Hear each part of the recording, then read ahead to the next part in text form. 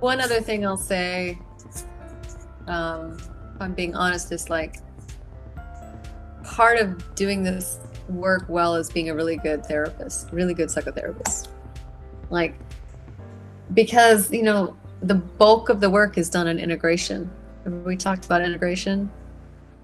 Um, Being able to comfortably sit with someone while they're tripping is not the hardest part. It's like, what do you do with all the content?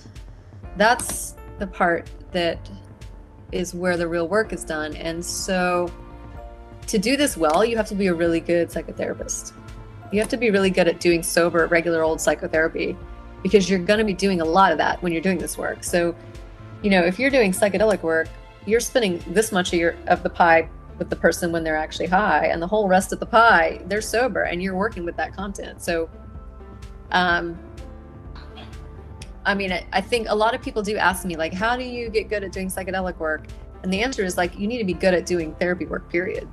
Yeah. You need to be good at it. And I would recommend a variety of skill sets. Like, I feel like having a Jungian or transpersonal approach plus the cognitive behavioral background, like that works really well, because you've got a really mixed and useful different sets of skills but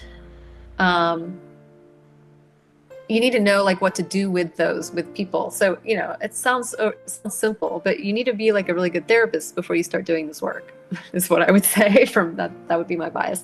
In fact, I don't think people who aren't experienced therapists should do this. I don't think early career therapists should do this, really, because they may be really intuitively good at sitting with someone during a trip, but the next day when they meet sober, and you have 10 more sessions to get some serious change work to happen from the content of that session, do you know what to do then?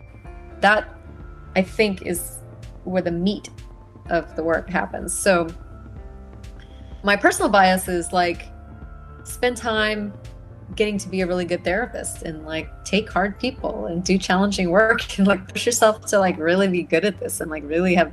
And then what'll happen is you move into psychedelic work, you'll be good at it, and you will feel like, at the end, nobody should be doing any of this unless they're good. You want to be able to get good results for people, and then your career will naturally move in that direction in a good way.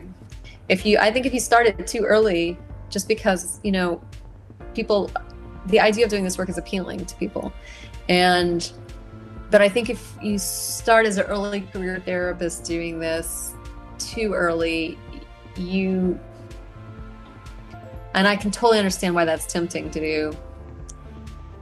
In my experience, having worked with a lot of therapists, it doesn't work as well, because you don't have enough experience knowing what to do when different kinds of things come up with people. That's probably not everyone's favorite answer, but that's the real answer. It's get really good at the other stuff first.